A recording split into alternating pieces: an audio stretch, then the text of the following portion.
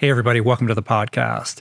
Today, we're going to laser in on anxiety and specifically what new science tells us about how we can unwind it, how we can break the cycle of fear and worry that cripples some, but I think in so many ways, it's fair to say, affects all of us to some degree or another.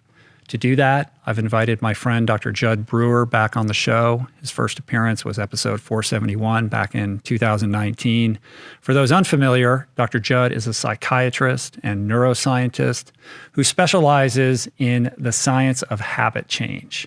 He's the director of research and innovation at the Mindfulness Center. He's a research affiliate at MIT and an associate professor in behavioral and social sciences and psychiatry at the Schools of Public Health and Medicine at Brown University. You might have stumbled upon his TED Talk. It's got something like 10 million views. Maybe you caught him on 60 Minutes with Anderson Cooper a couple of years back. He's also been featured in Time Magazine, NPR, Forbes, and many other places. And this first conversation that we had focused on addiction and how mindfulness can help us break bad habits. And today we're going to extend that exploration to Dr. Jud's latest book, which is called Unwinding Anxiety. And we're going to do that to better understand what causes everything from mild unease to full-blown panic, the relationship between anxiety and addiction, and the many interesting ways that we can actually train and rewire our minds to feel, perform, and live better. But first, most people that I know aspire to eat better, but without proper support, very, very few end up sticking with it. So we decided to try to solve this very common problem, and our solution is the PLANTPOWER Meal Planner. It's our all-in-one, affordable digital platform that sets you up for nutrition excellence by providing you access to thousands of customizable, super delicious, easy to prepare, plant-based recipes that are all integrated with automatic grocery delivery. Plus you get access to our team of nutrition coaches 7 days a week and many other features. Right now, we're offering $10 off an annual membership when you visit meals.richroll.com and use the special promo code RRHealth. This is life-changing stuff. It's just $1.70 a week when you sign up for a year, literally the price of a cup of coffee. Again, that's meals.richroll.com, promo code RRHealth for $10 off an annual membership. Okay, do me a solid, hit that subscribe button, click like, leave a comment, do all the things, leave your thoughts below, and let's get into it with Dr. Jud Brewer.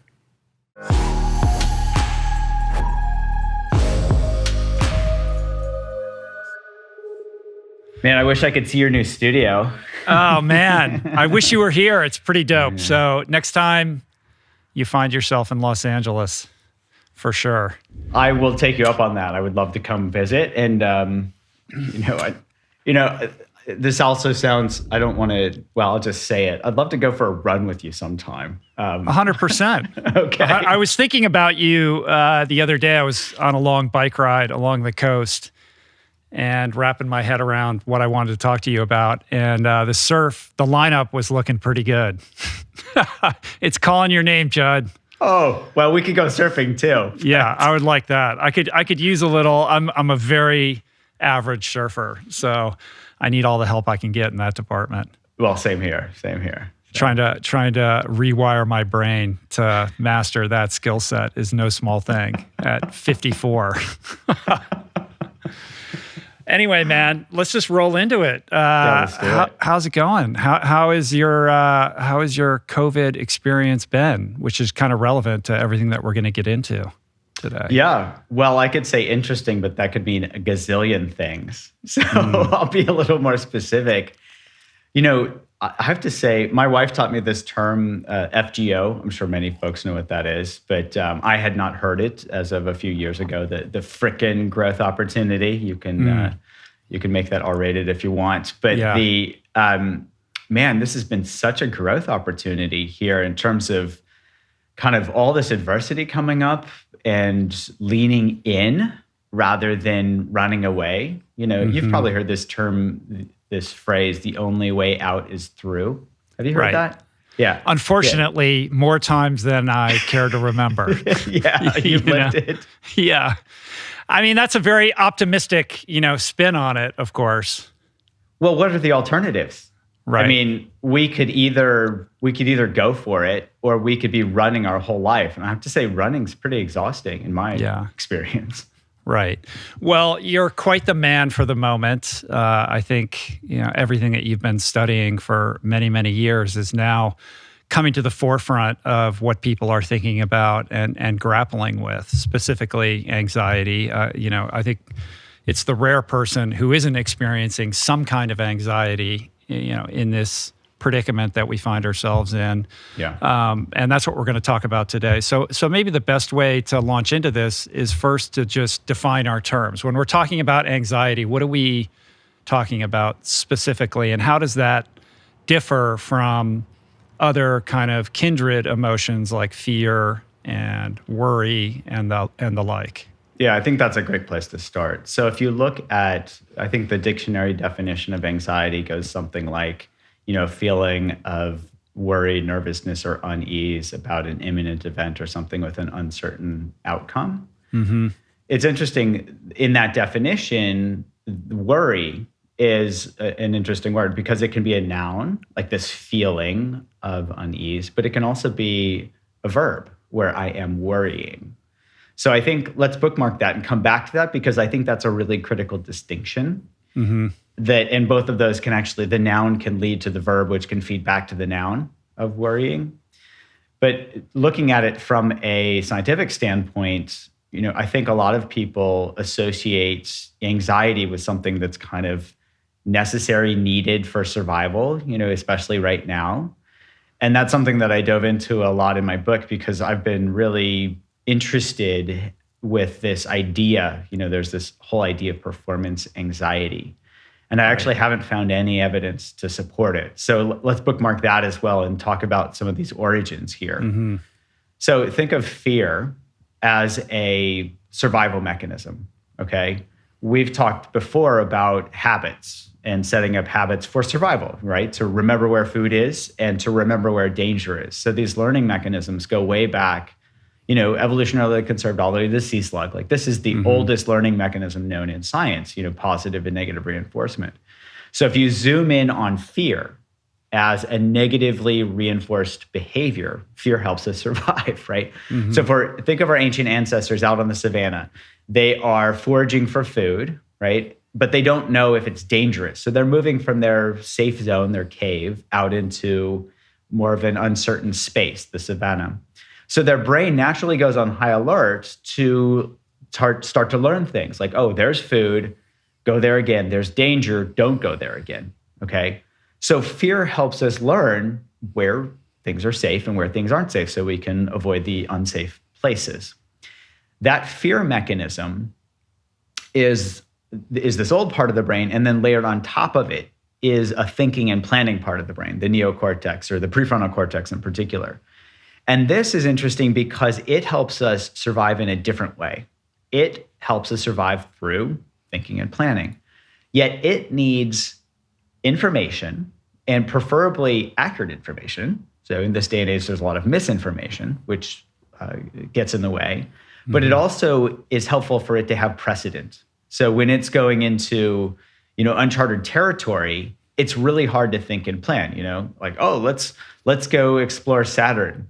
Well, we've never done that before. So we've got to, you got to think of a bunch of things and try to approximate, but it'd be much easier if somebody else had explored Saturn and wrote a book about it, said, oh, do this, don't do that, okay?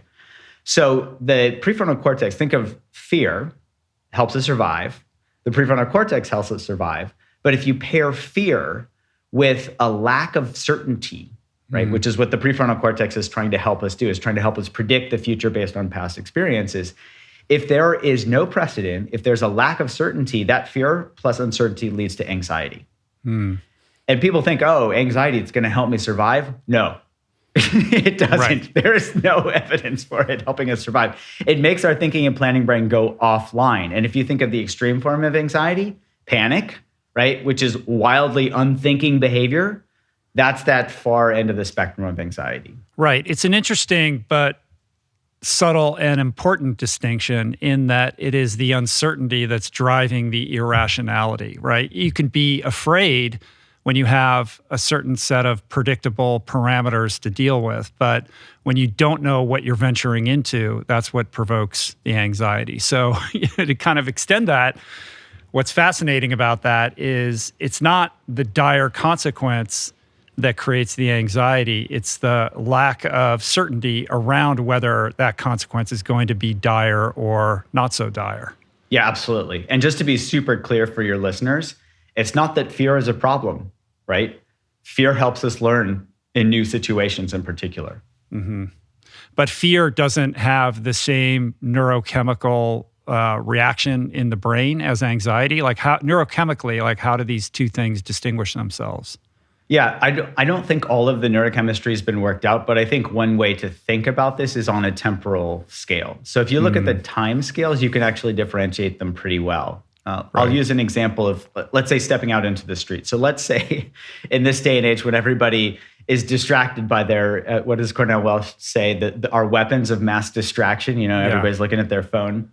So somebody steps out in the street and doesn't see the bus coming, bearing down on them. They instinctively jump back onto the safety of the sidewalk. And I say instinctively because this is much faster than our thinking brain. Imagine you look up the bus and go, is that really going fast enough? Is it going to veer? Splat. Right. We don't have time for that. Right. So we jump back onto the safety of the sidewalk, and then we have a fear response. All of our basically our fight or flight response kicks in and says, wow, that was crazy. And I to be more precise, that fight or flight response is where we get these catecholamines. We get all these, basically the adrenaline surge that says, "Hey, you gotta run if you need to, if you're not safe at this point." Okay, right. But that also helps us have this fear response that says, "Wow, you could have almost gotten killed. You should learn from this. Look both ways. Relearn what you learned as a kid." The problem is, think of that as super rapid is that instinctual response. The rapid response is that fear response. But then ideally, that drains out of our system, and we move on when we've learned. Right. So this is what differentiates that from anxiety is with the anxiety, maybe we keep replaying it in our head. Oh, I could have gotten killed. I'm an idiot. I shouldn't have done that. That is just kind of keeping that fear response going chronically. And that could happen for hours, days, weeks, years, and this is where people, it's not like we need a lifetime of psychotherapy for a fear response. Right. But what we do need is the ability to see the difference between a helpful fear response and us literally getting spun out of control because our mind's going out of control, making us continue to think about it. Right. And I think we're all experiencing, some variation on those two things over the past, year, whether it's fear or unhealthy anxiety, amidst a global pandemic and, our weapons of mass distraction that are feeding us conflicting, information about X, Y, and Z. I would suspect that, this has created an unbelievably robust petri dish for you to really, immerse yourself in the subject matter in which you are an expert. And I know that, early in the pandemic, like last May, you were writing pretty extensively about anxiety and how we were, grappling with how to, manage this crazy shift in all of our lifestyles. But here we are almost a year later. It would seem to follow that there's less uncertainty now, perhaps the same amount of fear, but have you seen any kind of differentiation in how your patients or the population at large is kind of coping with, COVID? So I would say there are two main things that I'm noticing, both in my clinic and then just at large. One is that there is that big spike of, wow, this is crazy. This is really going to be a pandemic. Is it? Wow, this really is a pandemic, and then how dangerous is this? How infectious is this? All of that uncertainty has gone down a little bit. And the death rate has gone down when people figured out things like using steroids to help, severely ill patients. So that part has helped. Yet we've seen continual spikes, and these are intermittent ones. We don't know when they're going to happen, with other forms of uncertainty, like the variants. Oh, of this variant popped up. And now and then those things feed a whole nother level of uncertainty. We've also seen things that really haven't changed that much in terms of the uncertainty. Small businesses, for example, the economy, for example. This is totally unprecedented. So everybody is kind of feeling their way through this, whether it's a very poor small business owner. I've seen so many who've just like put their life savings in there, like just one more month. Right. And then they crash and burn. Or the feds who are trying to figure out how to prop up the economy without, throwing us into whatever, wild inflation or whatever. That's not my lane. So I don't know. But the other piece that I've seen on top of this is how people are coping.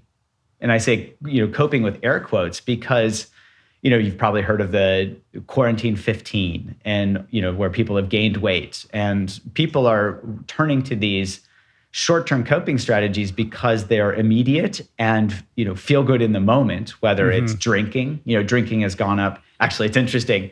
Drinking has gone up in a significant part of the population, and some people have just basically cut out their drinking, probably due to lack of, social resources and the usual places that they do. So drinking's gone up. Netflix has had quite a run.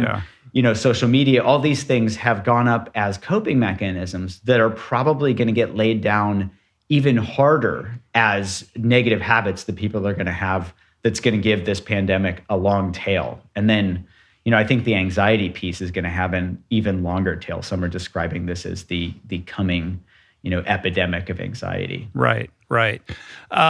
What's interesting about what you just said is this nexus between anxiety and addictive behavior patterns, right? I mean, it's logical if you really think about it, but this is something that your new book really gets into in depth, the extent to which addictive behaviors really are, a close cousin to chronic anxiety and how that works neurochemically. Can you talk a little bit about what that connection is?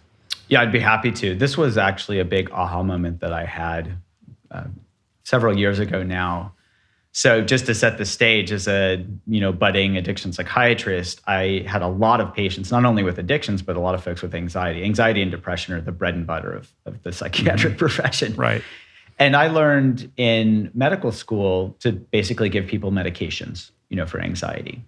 And the best medications out there are actually in a class of antidepressants, ironically, because there aren't, the anxiolytics, the benzodiazepines are now no longer recommended as a first-line treatment for anxiety. So the best evidence for these shows that you need to treat about 5 people before one person benefits. This is called the number needed to treat. And so as a psychiatrist, you can imagine it's not very satisfying for me to treat 5 people and one person shows a significant benefit. So I was struggling in my outpatient clinic helping my patients with anxiety. And, I was even trained in cognitive behavioral therapy. The response rate to cognitive behavioral therapy is about 50% if you can get a good therapist, So there are a lot of barriers to good treatment for anxiety.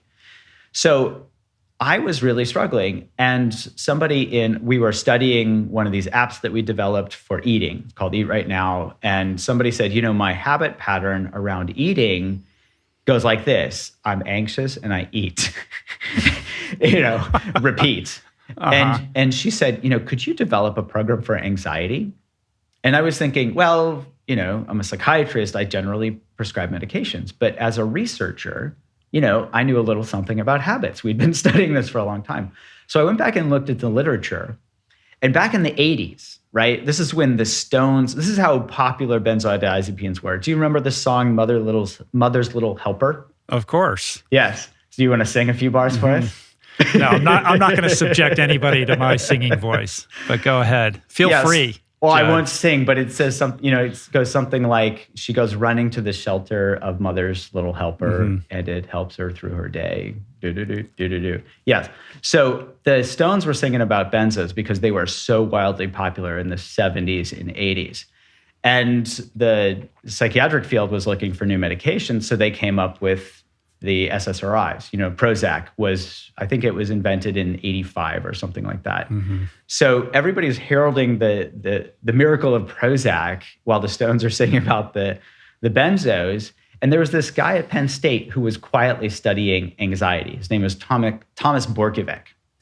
And he said, and he was very interested in the psychological aspects. And he said, I think anxiety could actually be perpetuated in the same way as any other habit through negative reinforcement. Mm-hmm. And that's when all the bells went off for me when I read that. I went back because I never learned this in residency or medical school.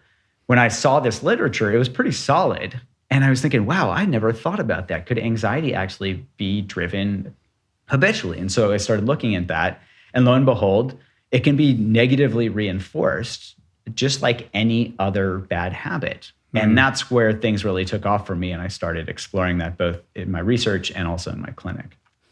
Right. In the way that an addict experiences some level of emotional discomfort and reaches for the substance to self-medicate, that anxiety is extremely similar in that you're feeling agitated and you then try to ameliorate that through any number of different behaviors, right? And this is something you talk about in the book. It's less about the anxiety and it's more about like the behavior that you're reaching out to self-medicate. Yeah, absolutely. So I've had a number of patients, and I think I write about one of them in the book, who were referred to me for alcohol use disorder. And in fact, their primary disorder, quote unquote, I don't like that word, their primary issue, let's say, is anxiety. And so anxiety prompts them to drink, and then that gives them this brief relief, and then rinse and repeat every day. Right. But the other thing, and this comes back to the definition of anxiety, what Borkovic talked about was that anxiety as a noun, so that negative feeling, that unpleasant feeling or emotion, can trigger worry as a mental behavior. And I want to highlight that because a lot of people think of behaviors as, eating, smoking, drinking, whatever. Worry is a mental behavior because we're doing something. It's just not obvious to everybody else. And that worry gives people a couple of things. One is a feeling of control because at least they're doing something. Or it can also distract them from that worse feeling of fear or anxiety. And so worry as that mental behavior can actually feed back and drive anxiety habit loops that then, when people realize they're not really in control, then they go over that event horizon into the black hole of anxiety because they get worried and then they get more anxious and they get more worried and it just spirals out of control.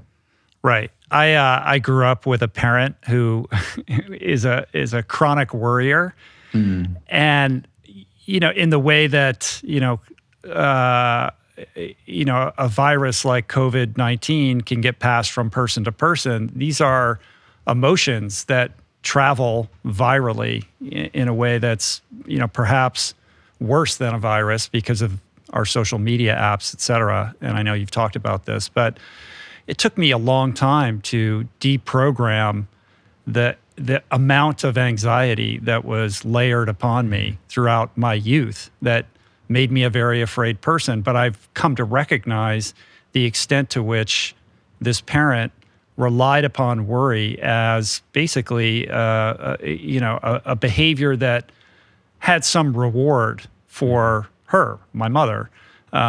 In that it did make her feel like she was doing something, and it was all couched under this umbrella of love, right? As a way of rationalizing something that was in truth like very unhealthy and pernicious. Yeah, well, imagine a mother of a teenager. So let's say Rich is a high school student, goes out, partying with his friends, and his mother worries all night until she hears the doorknob click or the garage door open or whatever, and then she can get to sleep. Well, I'm going to guess that her worrying did not keep Rich safe. No, but it did color my my worldview and what I entertained as possible for my life. Like it made me very conservative in my choices. Like my risk analysis was very conservative, and I think it limited me until I got enough adequate therapy to kind of see more broadly what was actually going on. But I think what's interesting about that, it's almost, I don't know if it's epigenetic, but the extent to which the anxiety or the worry or the fear that's carried by the people in your immediate environment affect those around those people. Yeah. And it's so pervasive that there's a scientific term for this called social contagion. And I think, like you alluded to with social media, you can prevent the spread of a virus, a physical virus, by social distancing and masking and all those things. But somebody can sneeze on your brain from anywhere in the world, especially if we're going on social media and constantly getting sneezed on. Yeah. I mean, 10 minutes before we started this podcast, I was like looking at Twitter, which I shouldn't be doing, but I was. And I watched the video of the engine on the United Airlines flight from Denver to Honolulu that like caught on fire and was exploding. And suddenly I was super agitated. I was like unnecessarily agitated. Like, it's terrible to see that. And I'm glad that everybody's safe and that had a happy ending to it. But that caused me to enter into this conversation in a state that, I would have preferred to not be in. And I did it to myself. So I think the lesson is we need to be more circumspect with these tools of social contagion. Yes, and I think here, often people, they beat themselves up. I'm not saying this is the case for you, but I've seen a lot of people say, well, I shouldn't use social media so much, or I shouldn't go on social media right before a big meeting, so I can calm down or whatever. And then they have another reason, they get in a habit loop of beating themselves up because they can't just force themselves to stop, which goes back to this, this willpower myth that's more myth than muscle. So I think that's one important thing for folks to keep in mind. There may be other ways to help us get off social media, not just telling ourselves that we should be on. Right. There is an interesting relationship between uncertainty and control. And I suspect that people have, various relationships with their respective control issues. But those seem to be kind of intricately intertwined. When you enter into a situation in which you feel like you don't have agency or control, that propagates a certain level of uncertainty. And somebody who has robust control issues, it seems to me, would be more susceptible to an anxious response. Does that track? Yeah, absolutely. With the research? Yeah, you can think of this, going back to this idea of, our survival brains. The cave is a safe place because we're in control. No saber-toothed tigers in the cave. Mm-hmm. When we go out into the savannah, if we are, if we're just of the kind of the habitual mindset of the, like, I've got to be in control, we can actually, that uncertainty can feel like panic. And so we move from our safety zone into our panic zone. And then, of course, wildly unthinking behavior, either we run back to the safety of the cave and we starve to death because we don't get food, or we freak out and run off a cliff or do something that's not thinking. So here, I think it's really important to see how we work with that uncertainty. And in fact, we can move, instead of moving into the panic zone, it goes back to the lean in. If we can lean into what's happening, we can actually move into our growth zone. So instead of thinking, oh no, this is happening again, this is terrible, this is awful, we can go, oh, this is different. And we can start to see this as that F.G.O, the freaking growth opportunity. Right. And I love Carol Dweck's work. She was a professor at Stanford, talks about fixed versus growth mindset. Fixed mindset is that safety or the panic, where we're in some habitual, way of being, either never venturing out or always freaking out. And that growth zone is what can I learn from this zone? Right. But the first step in that process, is it not having the ability to, on some level, step outside yourself so that you can recognize what's going on? I mean, you have this RAIN acronym that kind of speaks to that. Like, most of us are on some level of autopilot where we're not recognizing the triggers, the behaviors, the results. We're just repeating a cycle without any kind of mindfulness whatsoever. So talk a little bit about how you initiate that process of becoming a little bit more self-aware of what is actually transpiring so that you can then, look at it as a growth opportunity or recognize that there's something that you can actually do about it. Sure. I think of this as a 3-step process, and this actually came to me as I was working more and more with my clinic patients and with our folks in our eating group, actually, before we'd even developed an anxiety program. And the first step is really just kind of mapping out these habit loops. So if we can't map them out, if we can't see that we're stuck, we have no way, there's no way that we can use RAIN acronyms or anything else to get out of them because we don't know what we're running from. So here, maybe I'll give an example, a concrete example. I had a patient who was referred to me for anxiety. And when he walked into my office, I could see that he was anxious. So that was pretty straightforward. But when I started taking his history, he started describing how when he would be driving on the highway, he felt like he was in a speeding bullet. And so he said that thought was a trigger that triggered him to start avoiding driving on the highway because he would get panic attacks. And so that avoidance behavior helped him avoid getting panic attacks. And then he stopped driving on the highway. In fact, he had even gotten a bit anxious just driving the local roads to get to my office. So the first thing we did, I pulled out a piece of paper and a pen, and I just wrote trigger behavior result out on a piece of paper. And I said, okay, let's go through this. What are your, what's your trigger? And he's like, those thoughts. What's the behavior? Well, I avoid driving. And then what's the result? Well, now I'm kind of stuck because I'm really limited in what I do, yet it helped me avoid having future panic attacks. So there's a great example of just taking 5 minutes literally to map these out. So anybody can do this. They don't need a psychiatrist to sit down with them to do it. But that's the first step. If we don't know our habit loops, we can't work with them. And so that's what I sent him home to do. I said, we have an Unwinding Anxiety app. I sent him home with that. And I said, just start mapping out your habit loops. And interestingly, I'll just say a little bit more about him. He came back 2 weeks later. So I said, let's set up a follow-up appointment for 2 weeks. He came back 2 weeks later and he said something really striking that I'd not expected him to say. Okay. And this actually leads into that second step. So first step is mapping out these habit loops. The second step is kind of seeing how rewarding they are. And what I failed to mention was that this gentleman was 180 pounds overweight, okay, when he walked into my office. So he also, when I took his full history, he had hypertension, he had high blood pressure, he had a fatty liver, he had obstructive sleep apnea. So when he walks in for his follow-up visit, he looks less anxious. But the first thing he said to me was, "Hey, doc, I lost 14 pounds. Yeah. And I said, what? Because I was thinking, did we talk about weight loss? I don't think we talked about weight loss yet. We're going to save that until he worked on his anxiety. And he said, he saw that I was a little confused. And he said, okay, I was mapping out my habit loops like you suggested, and I realized that anxiety was driving me to stress eat. And that stress eating was not actually fixing my anxiety, and it was making me feel worse about myself because I know I need to lose weight because I'm at a very unhealthy weight. So he just by mapping out these habit loops, he started to see that some of his compensatory behaviors were actually not very rewarding for him.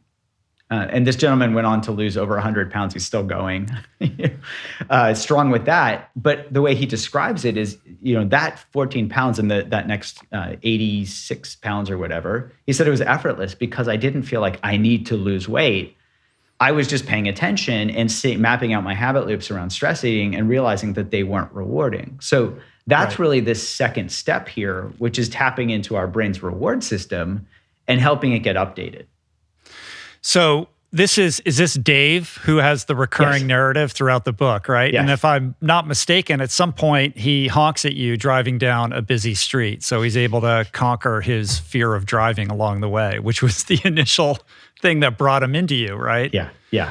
It's amazing because it seems almost too simple to be true, but very powerful. And if you kind of extend like the extreme example of someone like this person who's going out of their way to avoid the thing that's causing them anxiety, ultimately leads them to become like a shut-in, right? Avoid anything that would cause, that would provoke you to have any kind of anxiety response that then creates a scenario that's far worse than the anxiety itself.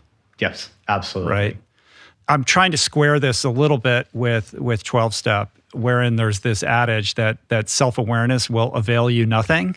And here is an example of self-awareness availing you quite a bit, right? But that self-awareness has to be followed with the action. Like you had a patient who who had a level of willingness to actually roll up his sleeves and do the work, right? Just being aware that this is the case is not enough. It was his dedication to actually tracking these triggers, behaviors, and results that led him to kind of course correct. Yes, and I would say, so here I would say self-awareness coupled with just some basic understanding of how our brains work, like, this reward-based learning system really gets us pretty far. And so, I'd be curious to hear, because I know some about 12-step programs working as an addiction psychiatrist, but I'm curious, this self-awareness avails you nothing. I've not many of my patients talk about that. Oh, it's interesting. Yeah, it's one of the many, many catchphrases. I think what at the heart of what that's getting at is the fact that you can't just passively become sober. Like, you actually have to do the steps and, all the other stuff that comes with it. Like, just attending meetings and sitting in the back listening isn't going to provide you with the solution, or just coming to the realization that you have a problem. That's important, but rectifying the problem is going to require you to get out of your comfort zone and do a little bit of heavy lifting that, is going to be unfamiliar for you. So that makes sense. If I'm understanding what you're saying, it's kind of like that self-awareness could even perpetuate a self-identification with the behavior. So if somebody says, I am an alcoholic, I have tons of patients who say, I'm just an anxious person. And what I say to them is, well, let's see if that's a habit, or if that's a persona that you've taken on that you can actually let go of. And actually, Dave, you mentioned him. He had been so identified with anxiety. He had started getting anxious around the age of 8, and he was 40 when he came to see me. So he'd been wearing this sweater, let's say, for over 30 years. When he started to reduce his anxiety, one visit he came in to my office and he said, "Doc, it's kind of weird. I'm starting to feel prolonged periods of calmness and peace and all this, and it feels strange. So I'm getting anxious that I'm not anxious." Right. So, it's like the person who grew up in a dysfunctional household and is then attracted to a mate that has the attributes of that dysfunctional parent, and of course is in a string of really bad relationships. Finally meets somebody who's healthy, and they self-destruct that relationship because it's so unfamiliar. Like, the healthy habit feels wrong until it feels right. So there's an acclimation period, especially when identity is so, deeply woven into the fabric of how this person, sort of navigates and sees the world. 100%. And I remember somebody who was pilot testing our Unwinding Anxiety program sent me an email and said, I feel like this anxiety is deeply etched in my bones. That's how identified she was with it. And what's interesting is, that's sort of, in my mind, when I hear that, I'm like, well, that's going to be a tough road to hoe. Like, how are you going to get that person? Because you're basically telling them they have to grow into, a completely new sense of who they are. Like, how does that transpire? And yet the success rates that you're experiencing, demonstrate how powerful this is. Well, and so I can talk about that briefly. What I would say, as a clinician, I was looking for solutions. As a researcher, I'm not going to believe anything until I see that it actually works, including my own work. I'm the easiest person to fool, thinking, I'm going to create a program. It's going to work for everybody. Right. It could just be this worked for me and have won, and therefore, if it doesn't work for you, there's something wrong with you as compared to me. So, the nice thing about being a neuroscientist is I can actually study this stuff in addition to developing it. Long story short, we've run several clinical trials now. We started with anxious physicians because they are really hard to work with. And I say that as a card-carrying member. We can be a pain in the ass. And I think a lot of it is conditioned culturally, where we have to be the martyrs. There's this phrase, armor up, where we have to armor up. We have to take care of everyone else, but there's no time to take care of ourselves because we could have been spending that time taking care of our patients. So a lot of physicians don't take care of themselves, and we now see an epidemic of burnout with physicians. So we worked with anxious physicians, it was unfortunately the easiest study I ever recruited for because there were so many people that were eligible. And long story short, we tested out this Unwinding Anxiety app, and after 3 months, we saw a 57% reduction in these clinically validated anxiety scores. We also saw significant reductions in measures of burnout because the two can be correlated, especially callousness and things like that. So that was interesting.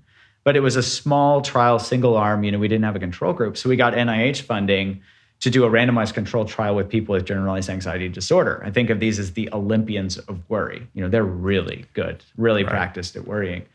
We did a randomized controlled trial, had people do their usual clinical care or clinical care plus this Unwinding Anxiety app, and we got a 67% reduction in these clinically validated anxiety scores. Wow. And just to put that in perspective, so remember that number needed to treat I mentioned earlier? So I need to treat over 5 patients for one person to benefit from the medication. The number needed to treat here was 1.6.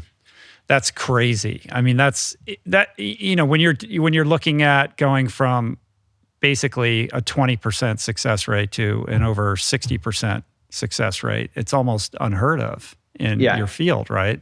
And this was with an app. right. Not even, in-person treatment. Yeah. Now, to be fair, as part of this app-based program, I want to give people support. So we have an online community that I and other experts moderate. And I lead a live weekly group that anybody can join for an hour and they can ask questions and you kind of ask the doc type of thing. So we do try to give people support, but the majority of folks just use the app and do pretty darn well. Right. So you drop a statistic in the book. I believe it's something like 264 million people are dealing with anxiety. Is that globally or in the United States? I can't recall. I've mostly looked at data in the US. And so what I can say, and I'm terrible at remembering statistics, that's why I write them down and then promptly forget them. But in the US, the most prevalent category of disorders, again, I don't like that term, is anxiety disorders. So I think it's basically 1 in 3 people in their lifetime is going to be diagnosed with an anxiety disorder. That's just the disorder spectrum. So, anxiety is pretty darn prominent. I think in the United States, those data are probably from at least the Western world, if not the US. But let's just say anxiety is pretty prevalent all over the world. Right. So chances are there's a high percentage of people that are listening or watching this right now who, maybe they're not having full-blown panic attacks, but are contending with anxiety in some kind of material way on a daily basis in their lives. So I think it would be really helpful and instructive to kind of walk through this therapeutic process of how we unpack anxiety and get people to, develop that self-awareness, with the tools to confront it and create healthier responses. Yeah, I'd be happy to. So, and we've actually already talked about the first step, which is just to map out these habit loops, which anybody can do. And we even put out a free resource, I think it's mapmyhabit.com, where somebody can download a PDF that gives them a habit mapper and explains it and gives them worksheets where they can just map it out on their daily basis, which is something, it's free. Anybody can do that. And the idea is just to help people start to develop that first level of awareness. Oh, I didn't notice, X habit. And often there can be habit that builds on habit that builds on habit. So after that first step, we talked a little bit about the second step about tapping into the reward value of the brain. This step is somewhat counterintuitive because, and I'd love to hear your perspective on this. This may be this Western mindset of just do it, where, okay, I've identified the problem. Now I'm going to fix the problem. Okay. Right. If we could tell ourselves, if we could think our way out of anxiety, I would happily find another job. It's just not how our brains work, right? So there's this idea of just telling ourselves to stop being anxious. Did you ever see, there was a Bob Newhart skit from his show in the 70s called Just Stop It? No, I don't think I ever saw that. Okay, so there's this 5-minute skit where this woman walks into his office, as this therapist's office, and she says, I have this fear of being buried alive in a box. And basically the skit where he just leans over his desk and he says, just stop it, And there are various iterations of this. And then eventually he says, just stop it or I'll bury you alive in a box, So So that's the concept around anxiety is, if you're anxious, just stop it. Same with addiction. Yeah. Yes, it's no different. Just cut it out. Yeah. Stop doing that thing that's killing you. Yeah, what's the matter with you? And that weak person. Right. It opens it up to a broader conversation about self-will and, the inability to leverage self-will to confront these problems. Yes. So basically, at best, willpower can be depleted throughout the day. At worst, and I think the science is leaning in this direction, we may not really have a whole lot of willpower. It may be more a myth than muscle. And there's a fair amount of research suggesting that. But these debates have been going on since the Greece, ancient Greece, even probably before that. There was this relief on the Parthenon about this rider and this horse, and trying to tame the wild horse. The horse was passions. You can think of anxiety that way. And the rider is reason, and so we haven't gotten any better at taming our passions, whether they're addictions or anxiety. So here, what I would say is, well, what we do know in modern day is a little bit of neuroscience, that wasn't known back in ancient Greece. And one of the pieces that we do know is that reward-based learning is the strongest mechanism in our brain. So why not start there rather than the prefrontal cortex, which ironically goes offline when we're stressed or we're tired, or that's where the HALT acronym comes from. Hungry, angry, lonely, tired. That's when our prefrontal cortex goes offline. So if that's not accessible or useful or strong enough, why not tap into the reward-based learning part of the brain? And it too is relatively simple and the research has been known for decades about how this works. And so basically there are these two researchers in the 70s, Rescorla and Wagner. They developed this model called the Rescorla-Wagner model, where we developed this basically a prediction value or a reward value of different behaviors. And the way this is set up is to help us not have to relearn everything every day. So if given a choice between two behaviors, we don't have to try A and then try B and then compare the two. We've tried them enough before that we say, oh yeah, I'm going to do B because I know it's more rewarding than A. So our brains are going to pick what's more rewarding. So for example, tying our shoes. Let's say A is not tying your shoes, B is tying your shoes. You realize if you tie your shoes, you don't trip. It's more rewarding. We just do it as a habit, okay? So the only way to change a behavior is by updating that reward value. And that reward value can get laid down for a long time. We could use eating or smoking as an example, right? So think of all the times we've eaten cake, birthday parties, celebrations, all these things. That gets laid down as this rewarding behavior. And then we see cake and we eat cake because our brain says that's rewarding. The only way to change that is to bring awareness to it. And the Rescorla-Wagner model talks about these terms that sound fancy, but they're pretty straightforward. Positive prediction error or a negative prediction error. So using cake as an example, if we see a piece of chocolate cake and we haven't had it from a certain bakery before, we expect it to have, I like chocolate cake. We expect it to have a certain reward value. Then we eat it and we go, oh my goodness, this is the best chocolate cake I've ever had, in my life. And suddenly there's this positive prediction error because we predicted it to be of X reward, and it was actually X plus 1,000. It was much more rewarding. So we were like, oh, I got to remember that bakery. And we learned to go back there for a good chocolate cake.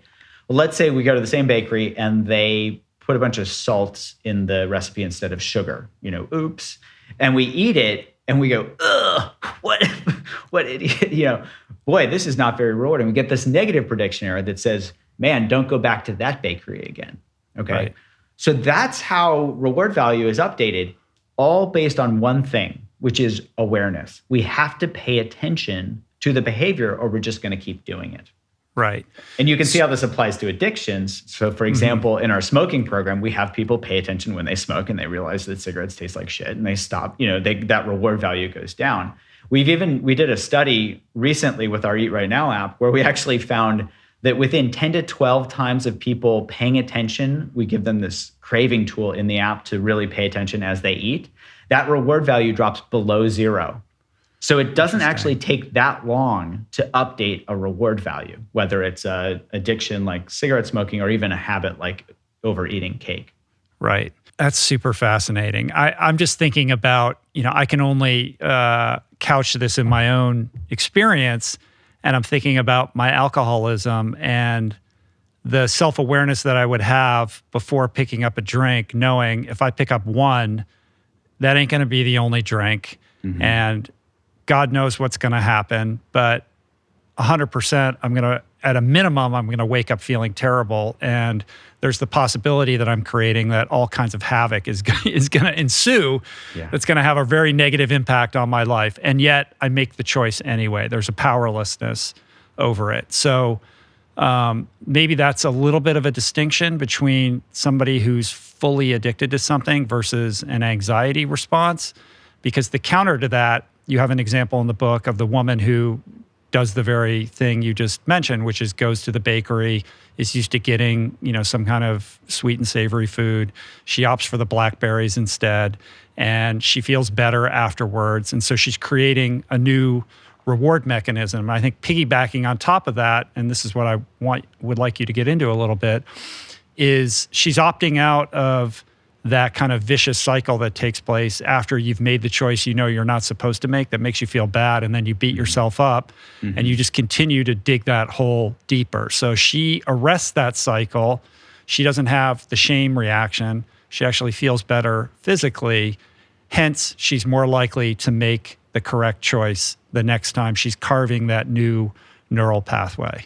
Yes. Yeah. And that's really the secret sauce in terms of learning anything, whether it's letting go of an unhealthy habit or even fostering a healthy habit, is to reflect back on what it was like last time. So as you described, that playing the tape forward, what am I going to get from this? Well, the only way we can project into the future is based on past experience. And if anybody has enough experience, let's say drinking to excess, that they can clearly see, 99 out of 100 times I'm going to wake up with a hangover and with a worse relationship with my partner or whatever, then that starts to take hold as a reduced reward value. And if they can recall that, then their brain says, do I really want to have a drink? And the same thing is true for the eating example. It's like, if I overeat again, what am I going to get from this? So I actually like the very simple. I have folks in this step 2 of the book just ask this simple question: what do I get from this? Right. And again, it's not intellectual; it's experiential. Like, yeah. Like, try to really connect with the emotional experience of following through on that unhealthy behavior. I mean, one of the things that I've learned in recovery is called playing it through, and it's about having a longer view on that. Like, okay, if I'm going to drink, like, I'm gonna ameliorate this emotional, feeling of dis-ease that I'm experiencing right now. That's what's triggering me to do it. But play it through. Like, okay, then tomorrow I'm gonna wake up and feel like shit. I'm not gonna be able to do my job or study or whatever it is that I have in store. My partner is gonna give me a little bit of side eye. Just play it all the way to its conclusion, not just the reward, but what's on the other side of that reward. Absolutely. Yes. Yeah. A big part of rewiring this reward system has to do with not just mindfulness, but also curiosity and kindness. So I want to spend a couple minutes talking about curiosity. Yeah. And what I loved about what you wrote in the book is there's a distinction. There are 2 different kinds of curiosity. There's deprivation curiosity and there's interest curiosity. Because you hear a lot about curiosity in the mindfulness space. Just be curious. But it is a little bit more complicated and nuanced than that. It is, and I'm laughing because I didn't even know there were 2 types until I think it was about 2.5 years ago. And I was just, you're probably this way. I was just a naturally curious kid. Like, I love to learn how things work. I used to destroy my toys to see how they worked. And so I just thought, curiosity. Yeah, there's one flavor to that. But turns out there's a fair amount of science suggesting that there are 2 types. And it's helpful to differentiate them because they both work in different ways. So the first flavor is deprivation curiosity, which is basically a lack of information. So when we don't know the answer to something, this is our brain seeing, there's uncertainty here. it is driven literally in a survival mechanism way, same type of urges that we get when we go to get food or whatever. We're driven to go get the answer to that. Whether it's a trivia question or, where is water, because I don't know where water is. And that can be negatively reinforced. So the trigger is I don't know the answer. The behavior might be, if it's a trivia question, we go to our weapon of mass distraction and look it up. And then the relief comes from knowing the answer. So I think of this as destination curiosity. Once we get to the destination, we're satisfied. But until we get there, it's called deprivation because we feel deprived, and that deprivation drives us to go and seek out that information. Right, like a heroin addict in a new city. The deprivation curiosity would be like, where am I going to score? Yes. And the level of intentionality and determination that gets channeled into that curiosity could power a city, right? Like that person is going to figure it out and find their heroin. Yeah, not such a good curiosity. Yes, exactly. Yeah, don't get in their way, basically. yeah. They will be like that bus, and you'll be hit by that bus. Yeah, 100%. All right, so distinguish that from interest curiosity. So the other flavor is interest curiosity, and in contrast to the destination, I think of this as the journey, where we are just, finding that it's very joyful to discover new things, to learn, right? So it doesn't matter, there's no destination in mind. We're just happy to learn new things. It's kind of like being in our growth zone. When we can go, instead of go, oh no, we can go, oh, what can I learn from this? This can be in any day situation where we're out of our comfort zone, or it could be when we're specifically, learning a new topic or learning some new sport even. It's like, learning some new sport and we're struggling. We can go, oh, this sucks. This is terrible. We can go, oh, well, that was different. Let me try this. And we can be open to that experience. And it feels very, very different. So instead of it being negatively reinforced, so the deprivation is driven by this urge, get out of my way, I got to find this.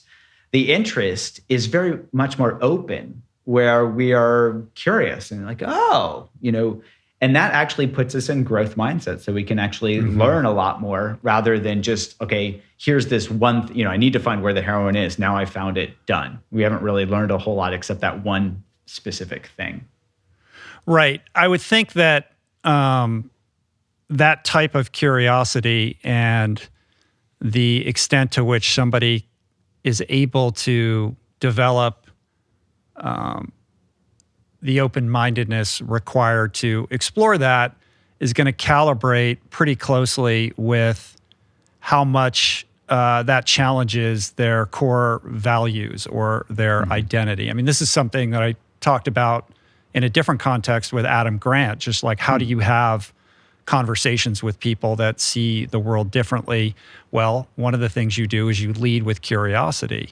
If you're in a situation in which that person's worldview is so different from your own that it feels like a threat to who you are or how you see the world, it's going to be more difficult to marshal that level of curiosity. So how does that map onto anxiety? If you have a patient or an individual who is so self-identifying with their anxiety as part and parcel of who they are, I would imagine that that's going to be a tougher case than somebody who's relatively less aware of the extent to which anxiety is driving their behavior.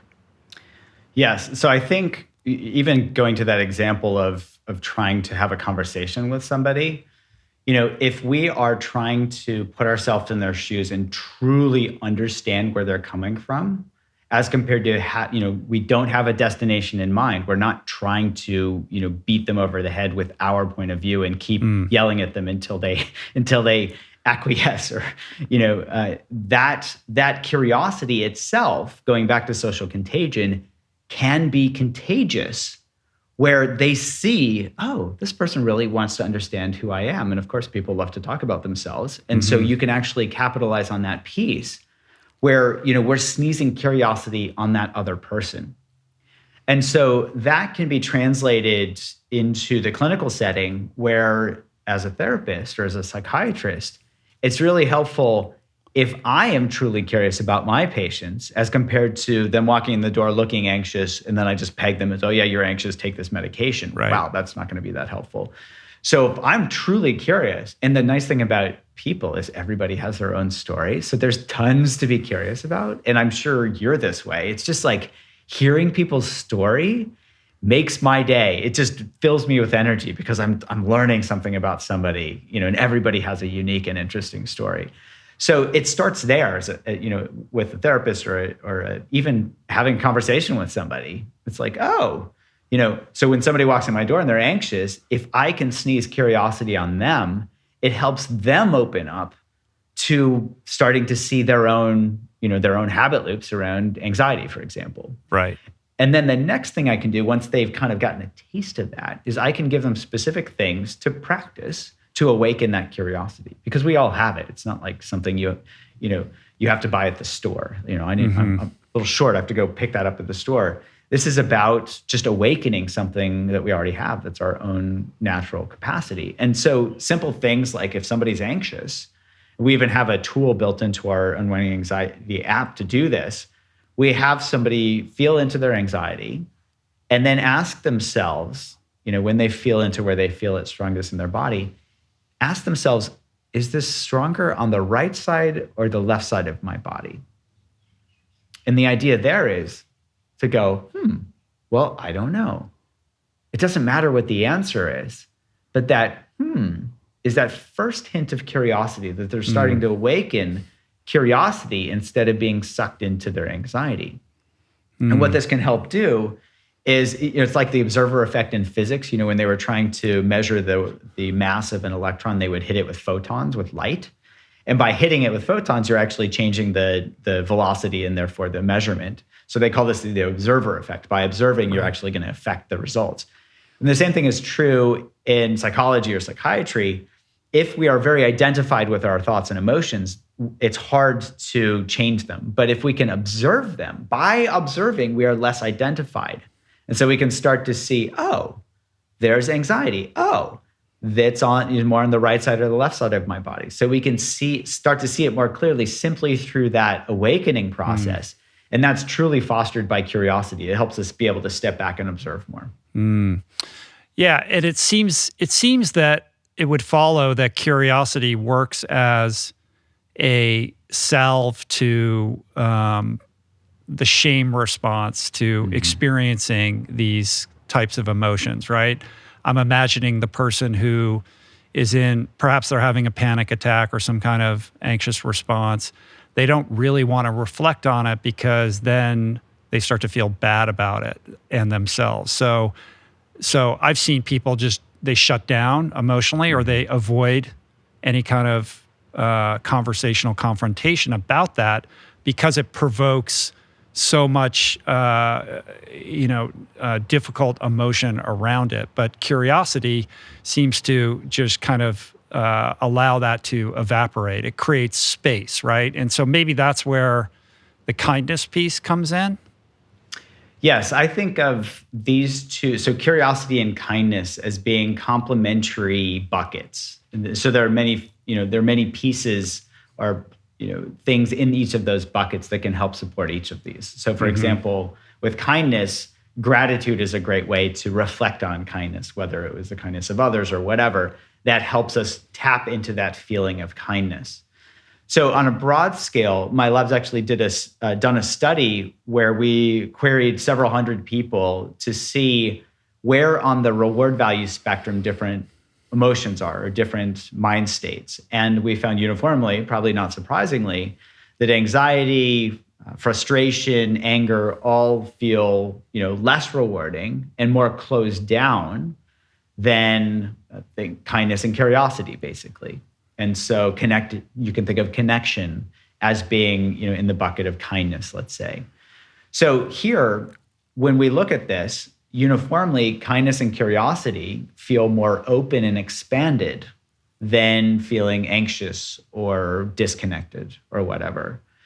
or being mean, or being the object of somebody's anger. So here, just being able to tap into what it feels like to have kindness bestowed upon us, or to be kind to others, and truly being kind in a selfless way, not thinking, I'm gonna hold the door so she's more likely to, smile at me or whatever, not looking for anything in return.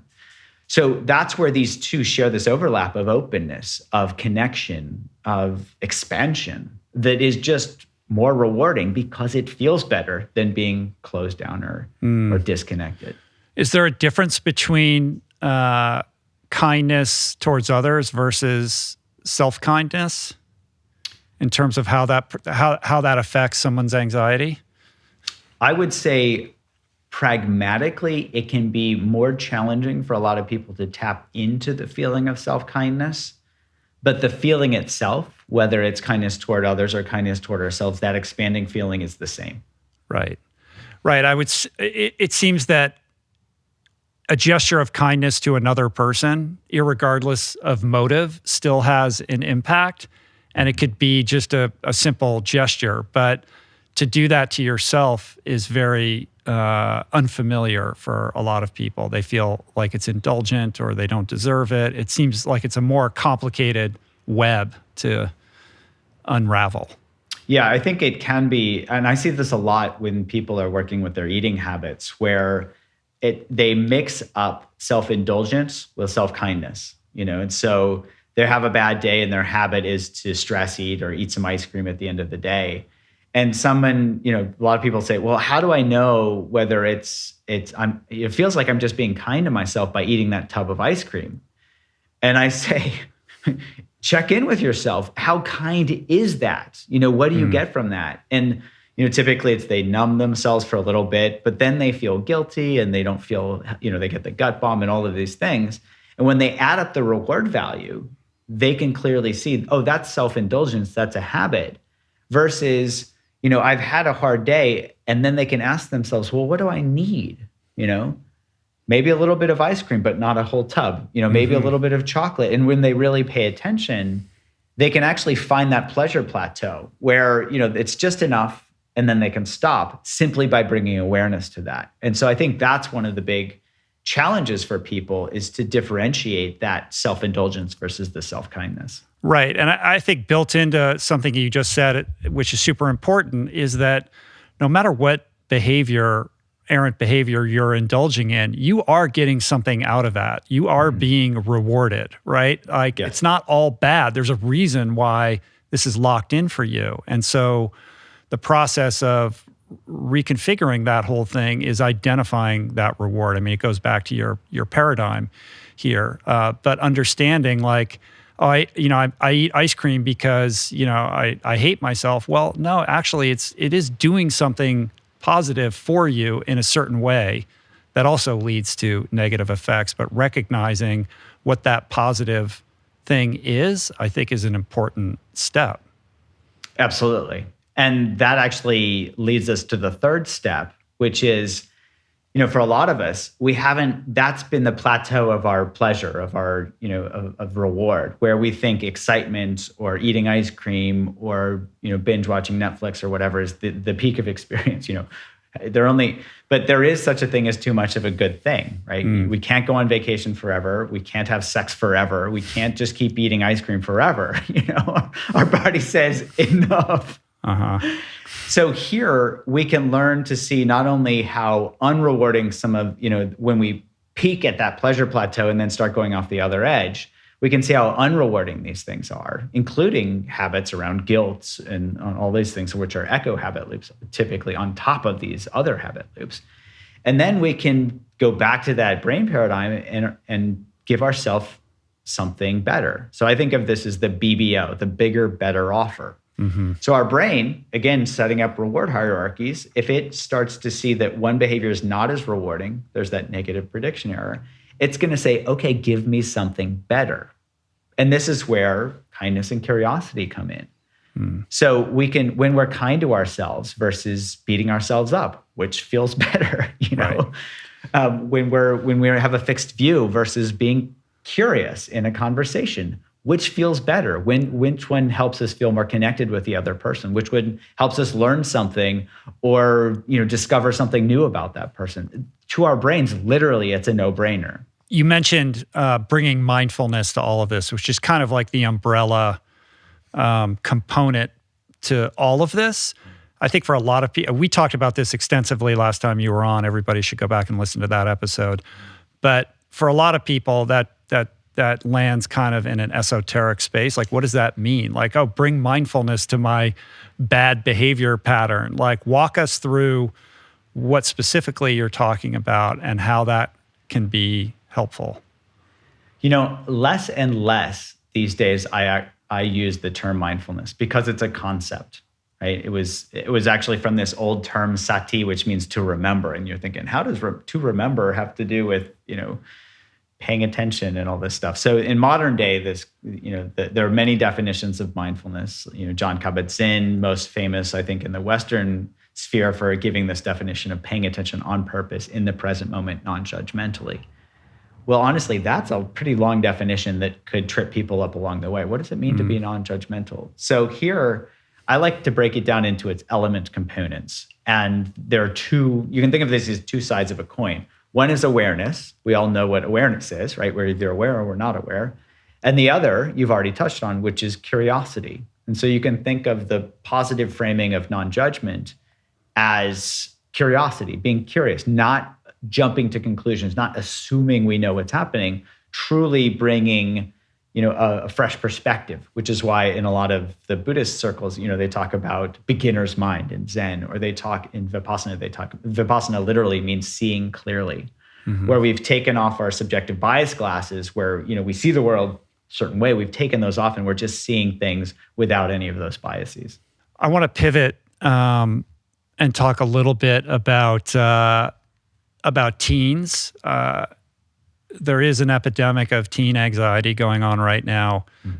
I've got a 17-year-old daughter who's having an unbelievably difficult time with the pandemic and having to do all of her schooling on Zoom. We tell our kids, get off the screens. Now it's get on the screens. It's very confusing.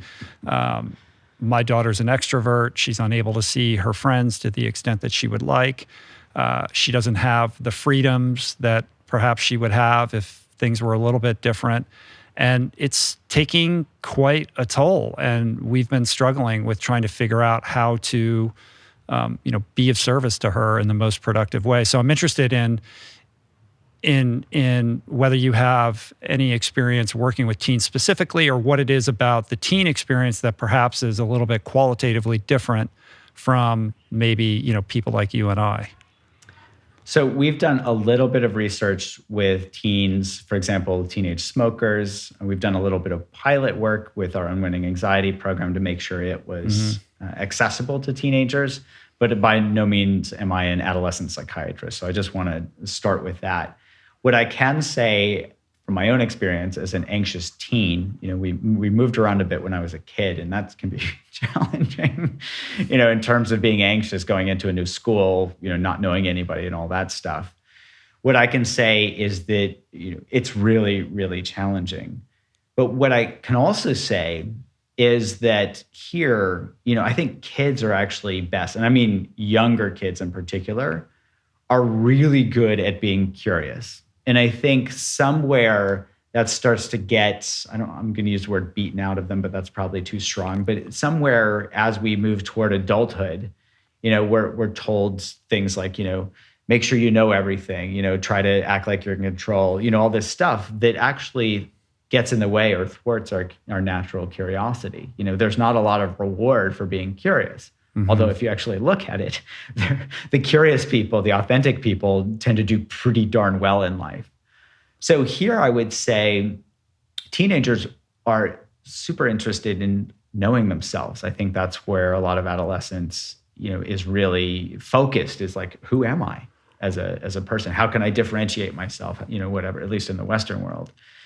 So here I would say helping teenagers foster their own curiosity, and in particular, they love to learn how their own minds work.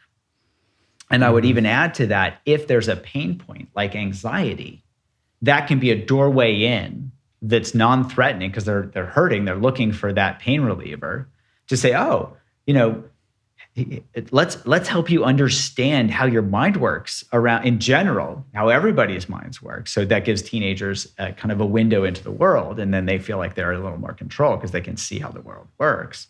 But also give them a window into their own minds and their own anxiety, where they can not only work with their anxiety, but work with themselves, learn how to, live happier, healthier lives. So here I would say helping foster that curiosity by being truly curious as parents, not always easy to do, but being truly curious and not jumping to conclusions might be a really good place to start. Yeah, that's helpful. I mean, I just at times feel, powerless. I can't solve the problem, for her. And we're trying to, figure out what the best way of communicating with her is, but there's also a lot of hormones going on. Like it's a very volatile situation at times, as anybody who's parenting a teenager can probably relate to. Sure. So I think it's a common thing. Thank you for that. You mentioned at the beginning of the conversation performance anxiety, and that perhaps we'd pivot back to that. So maybe we could talk a little bit about that for a few minutes. Yeah, I'd be happy to. So I've gotten so many questions when I do workshops or retreats, or even in our Unwinding Anxiety app, about, well, if I'm not anxious, am I not going to be able to get through the day or perform at a meeting, or, in music or sport or whatever? And so I went, as a researcher, I wanted to actually see what the research shows. And it turns out, I read this very interesting review article from 2015 that's titled something like, the Yerkes-Dodson curve from legend to law, or from law to folklore, or something like that. And what this review article highlighted was that many people have heard of this curve, Yerkes-Dodson law. I don't know if you've heard of it, but it's okay. So 1908, these two researchers, Yerkes and Dodson, were studying Japanese dancing mice. Don't ask me why Japanese dancing mice, but that's what they were studying. And they found that it was like they were measuring Goldilocks for some reason. So it's like, I'm going to shock them a little bit, a medium amount, or a lot, and see how well they perform in a maze, or some measure that they could look at. And of course, if they shocked them a medium amount, they did the best. And so they concluded that, a moderate amount of arousal is going to help these mice, perform well in a maze. Now, I don't know how they would measure things like motivation, because the mouse is like, when you shock them a little bit, or they're like, dude, that hurt when you shock them a lot. But anyway, that was 1908. Nobody really paid attention to that paper. It was cited like 4 times in the next 50 years. Yet this very famous psychologist in the 1950s, Hans Selye, in an address to some conference, he gave a talk where he speculated, without any data, that anxiety might help improve performance in the same way that this arousal piece in Japanese dancing mice did. And then one of his old students took it and ran with it, where he took rats and he used holding their head underwater as the arousal or the stressor. And the longer he held their head underwater, the worse they did. And again, I don't know how he accounted for them like just catching their breath before swimming, but that was his experiment. And what he did was that he used the terms anxiety and arousal interchangeably. And he said, this irrevocably or, undeniably says that this Yerkes-Dodson law, he called it a law, was true, okay? So this sets the stage, still relatively quiet, and then the internet comes along, okay? So I think it was before the year 1990, this Yerkes-Dodson paper had only been cited 10 times. And then between 1990 and 2000, if I've got this right, it was cited 100 times. And then between 2000 and 2010, it was cited over 1,000 times. Wow. And people were writing books about this and saying, you need to have some anxiety to perform well. Yet this review article also highlighted, when you look at the data, 4% of studies suggested that increased anxiety improved performance, that Goldilocks piece. And 10 times that number, it was over 40%, suggested that there was a direct inverse relationship. More anxiety equals worse performance, regardless of how much anxiety there is. And you know this yourself. And I think anybody that looks at this, when you're performing your best, you're in flow. I think that is the optimal performance. And anxiety is not within miles when we're in flow. Yeah, I think that's 100% correct. I mean, first of all, is there a difference between arousal and anxiety? Because I do feel, let me just say this. Part of, I sort of self-identify with some level of anxiety as being a precursor to performance. I'll approach a podcast in the same way that I would approach a swim race as a kid. And if a little bit of butterflies, like I'm excited, that tells me that I care, that this is important to me, I want it to be good. All of those things are information that help me feel like I'm in the right place at the right time. But if it tips over and it's a little bit too much, suddenly I can't think straight, I can't find the words, or my body isn't doing what my brain tells me to do. And I've often wondered, is this necessary at all? Because I know, as somebody who's done a little bit of public speaking, more often than not, I get up on stage and I have tremendous performance anxiety and I don't deliver on the level that I know I'm capable of. And then every once in a while, I don't care, or I'm just super casual about the whole thing, and I go up and I'm very relaxed, and those are always the best performances. So I think for me, I've spent a lot of time thinking about the story that I've crafted around that arousal state and how important it is, when in truth, I'm not sure it's really relevant at all. And perhaps it's undermining me. Yes, I would agree. And the perhaps it's undermining you is an experiment that you or anybody or any of us can do, right? This goes back to something that my old PhD mentor used to say, Lou Muglia, great guy. He used to say, Jud, is it true and unrelated, or is there actual causal connection? And so we can think of performance anxiety. We get anxious, true. We perform well, or you're describing how we might not perform as well as we hope. But let's say we perform well. And then our brain makes this causal inference that says, oh, that anxiety is what made me perform well, when in fact, we don't have any causal evidence that that was true. And yet we might even be able to tap into evidence to the contrary, like you're suggesting. When we're relaxed and go into a performance or whatever, we tend to do better. I love, there was a performance at the 2018 Winter Olympics. Chloe Kim, who's a snowboarder on the half pipe, she rocked it and got the gold medal. And she was just so relaxed when she did it. It was like, wow. And I caught her social contagion when she was doing, I've never snowboarded in my life, but I could catch that. Or if you look at Usain Bolt, when he used to be cruising past people, he had this shit-eating grin on his face because it's like he was having so much fun. Right. He's connected to the joy. The problem that I run into is that I have a certain level of perfectionism that works at cross purposes with my goals. And I'm also I can be a bit of a control freak, and I'm a grinder. And so to use the podcast as an example, I want to be as prepared as I can possibly be. And I want to feel revved up and excited to go. And if I'm not experiencing that internally, then the story that I tell myself is, you didn't work hard enough. You're not earning this. I have to be in some level of pain, that's telling me okay, you've exerted yourself appropriately. You're rising to the occasion. And it's all bullshit. And I know that. And yet it's so difficult for me to counter program against that. If I just waltzed into this podcast to talk to you, it's I didn't really look at his book, but I know I could talk to him. I've done a bunch of these podcasts. It'll be good. I feel like I'm not doing you an adequate service, and I'm not respecting the audience. So I feel like I need to experience suffering in order for it to be good. And I know intellectually that those two things don't necessarily calibrate, and yet I'm powerless to change it.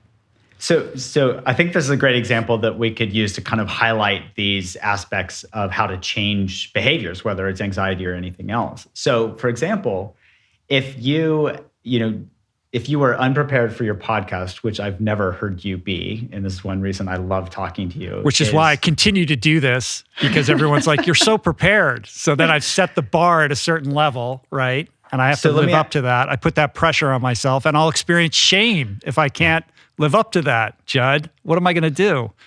So let me ask you this. When you feel shame or when you have all that anxiety piece, does that actually help you prepare better versus when you are just truly interested in the subject matter and you're like, oh, this looks like an interesting book?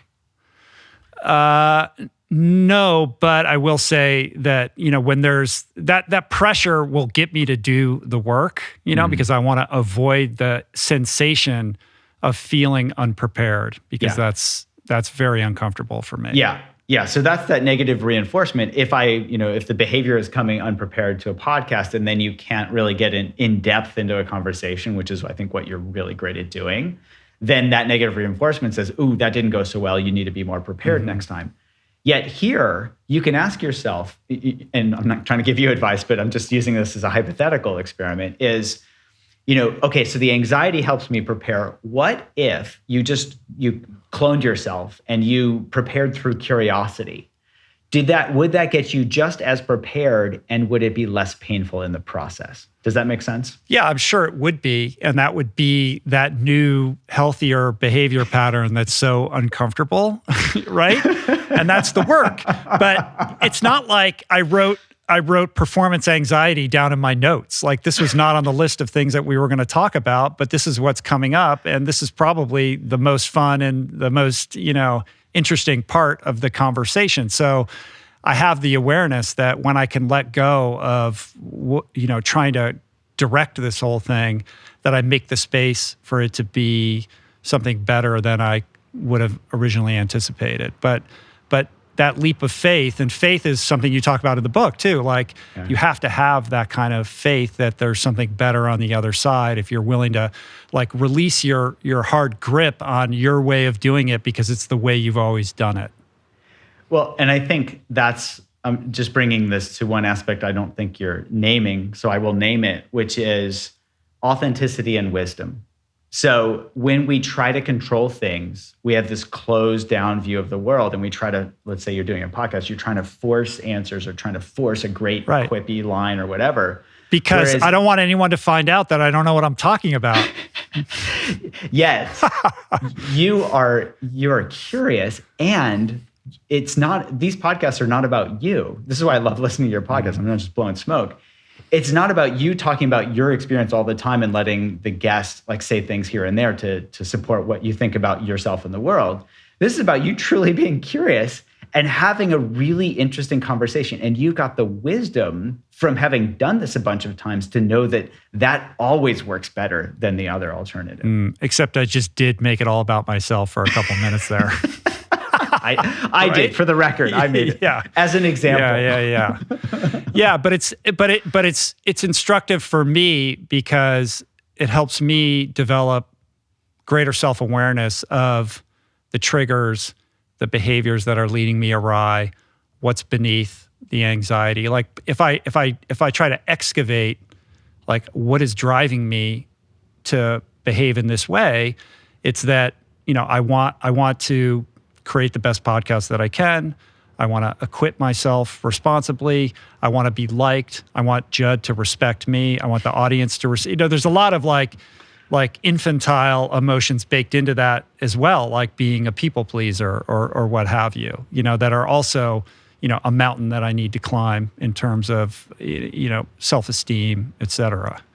Yeah, and all of that begins with awareness. It comes back to just being aware of those things, but not just being aware, you talked about right at the beginning, but being aware and knowing how our minds work. Right. Then it inspires us to climb the mountain rather than seeing it as a grueling slog. I want to round this out in a couple minutes, but I can't let you go without talking a little bit about breath work and how breath work can be, really beneficial in this process?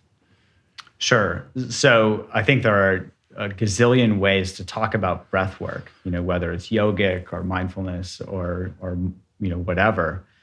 But I think of breath work in particular as helping develop curiosity, where our breathing is generally a neutral object unless we have COPD or some other asthma or something else that affects our breathing process, where it can, or panic attacks sometimes, that we can associate breathing shallowly and rapidly with anxiety.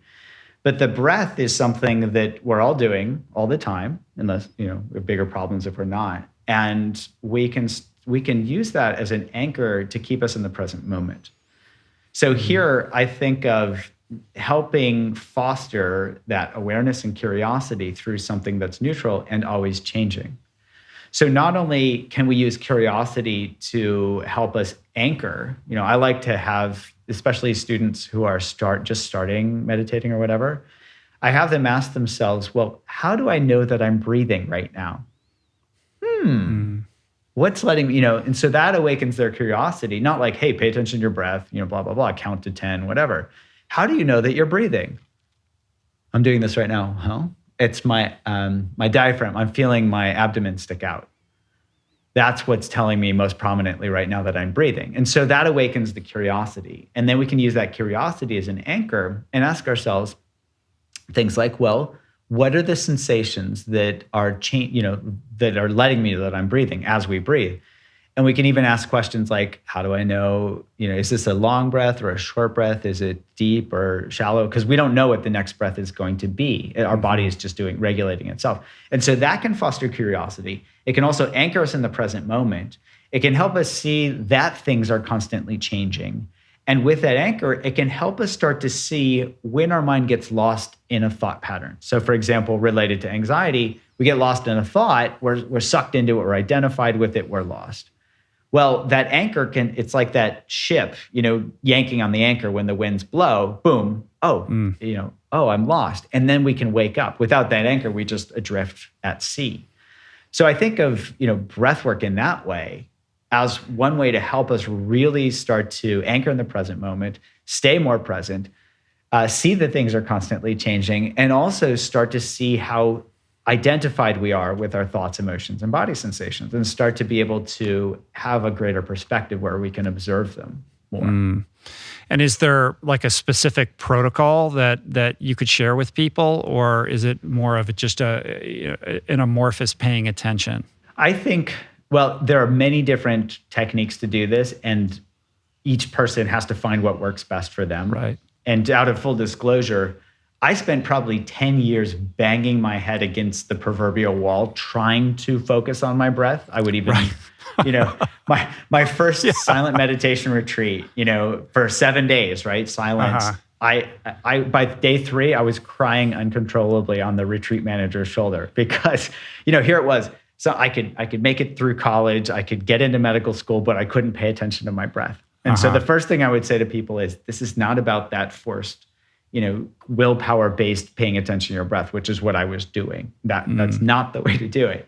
It's really about curiosity. And I would say, finding something that helps us be curious, say about the breath as an anchor, but we can also use other physical sensations in the body. We can use hearing as an anchor.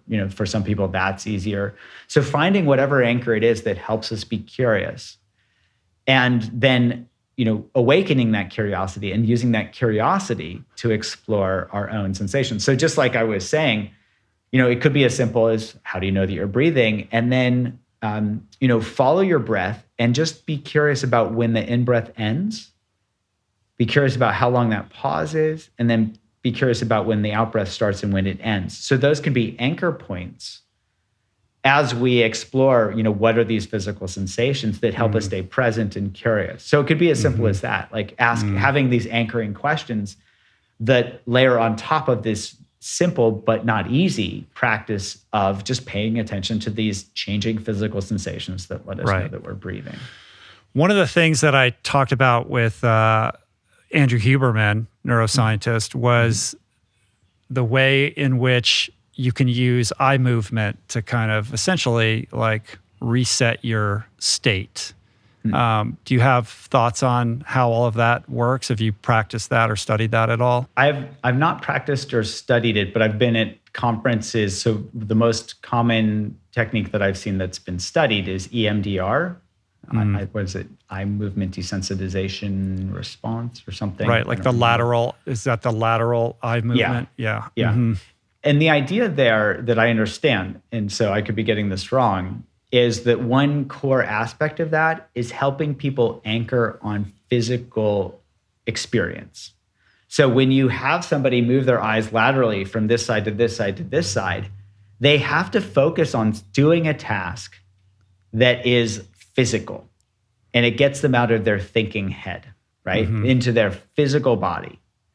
And if you think of this, by focusing on something like that, you can take up all of the working memory in your dorsolateral prefrontal cortex. That part's not important, but like in this working memory part of our brain, and kind of reboot the system, because our brains only have a certain amount of working memory, a certain amount of RAM, so to speak. So we can use things like EMDR or other eye movement techniques, but you can even think of this more broadly. One practice related to the breath that I love in particular is called 5-finger breathing. I love this in particular because people can teach it to their young kids and then have their kids walk them through it when they're anxious. And the idea is to just take the index finger of one hand and place it at the base of the pinky on the other hand. And then as they breathe in, feel the physical sensations of their breath and their fingers, and look at their fingers at the same time. Pause at the top. As they breathe out, trace down the inside of their pinky. As they breathe in, trace up the outside of their ring finger, and down. So for example, if you make 5 full breaths, you've traced your whole hand. If you do 10, you can trace back from your thumb to your pinky. And what that does is it takes up a lot of working memory, because we're paying attention, we're seeing, we're feeling 3 different aspects of our experience, 2 fingers in our breath. And that reboots the whole working memory system. And at the same time, paying attention to breathing often helps regulate our physiology where it calms down. So if those worry thoughts come back in, they actually need a level of arousal that meets them. We're used to being worried and feeling worried, thinking worried, feeling worried. Well, if we're thinking worried and we're not feeling worried, that body is going to say, hey, that's just a thought. And we can identify and let go of thoughts more easily because there's a mismatch between the arousal. So, and it's the physical body that drives experience and behavior more than thinking brain. So that one's going to win if we can really help regulate that physiology. Sure. It's so crazy that it's so simple that it's like, okay, breathe and like look at your fingers, and it could have like such a powerful impact on the mind. There's so much science, if we actually understand how it works. Final thing. There's so much interesting science that's occurring right now in the study of the mind and the brain. And yet so much of it remains unmapped. There's so much that we still are grappling with trying to understand. From your perspective, like, what is the study that you would like to see performed that has yet been performed that would help elucidate, a lot of the things that you are curious about? Well, there are a gazillion things that I'm curious about. Yet one thing that I'm really interested in is this idea of personalized medicine, right? This has been a buzzword in medicine for a long time, and it hasn't really yet come to fruition, where the idea would be to take somebody's genes and all these, their environment and behavior, and find what medication works best for them, or tailor a medication to them.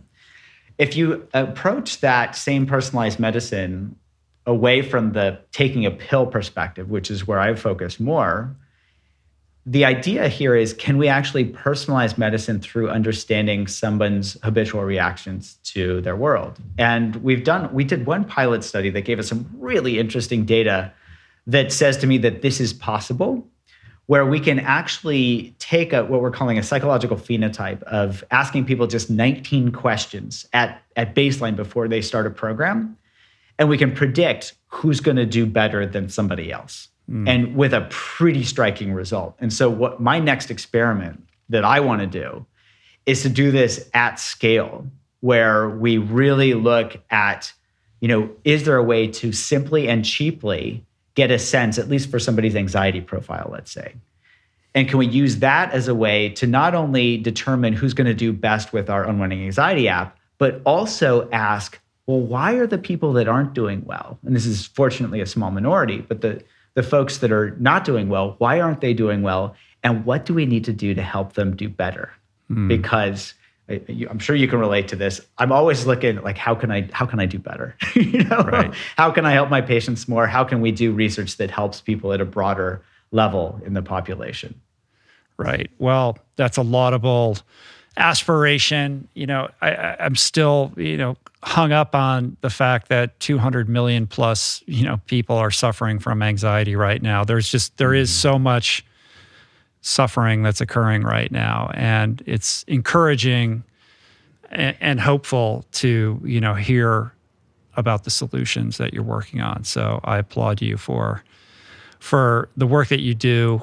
So much respect for your field, and you're a servant to humankind, Jud. Thank you. Appreciate you.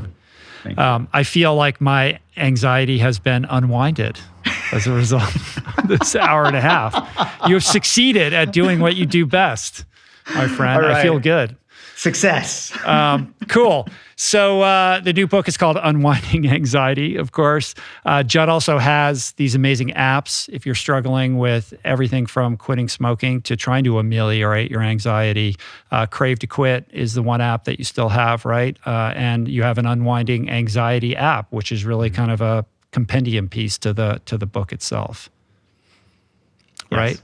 And if you want to learn more about Jud, drjud.com. Anything else coming up that you want to alert people to other than the new book? I think that's it. Folks are on Twitter. They can hit me up on Twitter at Jud Brewer. But other than that, I think the Dr. Jud, website's got it all. I'll just mention, we've got a bunch of free resources on the website as well. So if anybody's just looking to learn a little bit more about their habits or how their minds work, I love to put together short animations that describe these things in simple terms. That's one of my challenges and passions. And so if folks are interested in those things, take a look.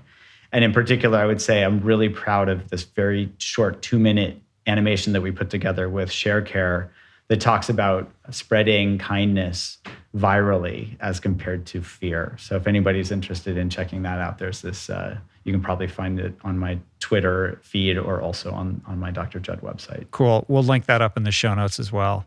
Perfect. Awesome. How do you feel? You don't feel anxious, do you? No, this is great. I feel energized. Cool. Well, hopefully at some point in the not too distant future, we'll get together for a run and a surf out here, have you back on the show. You're welcome anytime. So thank you again. That would be awesome. Thank you. Peace. Plants.